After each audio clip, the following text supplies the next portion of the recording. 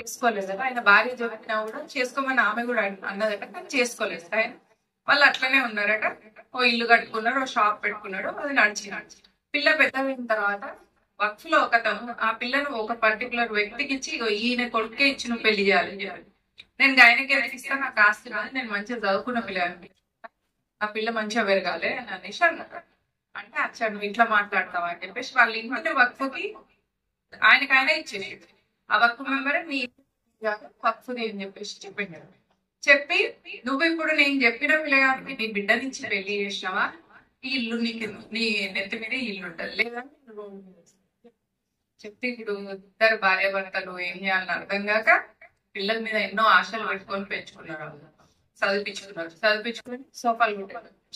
పిల్లేమో degree చదివింది, ఆ పిల్లగాడేమో సోఫాలు కుట్టి 10th ఫెయిల్.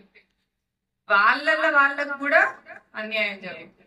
మరి ఇట్లాంటి కేసులా ఆ ఇల్లుని వక్ఫ్ కింద తీసుకుంటాడు కాబట్టి ఆ అమ్మాయిని అబ్బాయికి ఇచ్చేసి పెళ్లి చేశాడు. అప్పుడే వాళ్ళ ఇల్లు వాళ్ళకి, లేకపోతే వక్ఫ్కి భూమి ఎట్లయిపోతుంది అంటే రాసి ఇచ్చే డాక్యుమెంట్ అవసరం లేదు, రెవెన్యూ అవసరం లేదు, వకీలు అవసరం లేదు, సంతకాలు అవసరం లేదు, ఏం లేదు. పుట్టిగానే ఆ వక్ఫ్ లో ఉన్న ఒక వ్యక్తి పోయి రెవెన్యూ రికార్డ్ లో వాళ్ళ దగ్గర ఒక రికార్డు ఉంటుంది, వక్ఫ్ ఒక రికార్డు, ఆ రికార్డు తీసుకుపోయి ఈ ఫలానా వ్యక్తి మాకు ఆయన భూమిని ఇచ్చిండు అని చెప్పి వాళ్ళు ఇస్తే అయిపోయింది. ఆడ రెవెన్యూలో వక్ఫ్ అని పెట్టేస్తారు. గ్యాజెట్ వేస్తారు కదా, ప్రతి సంవత్సరం ఏవేవైతే గవర్నమెంట్ ల్యాండ్ ఉంటే వాటికి గ్యాజెట్ వేస్తారు.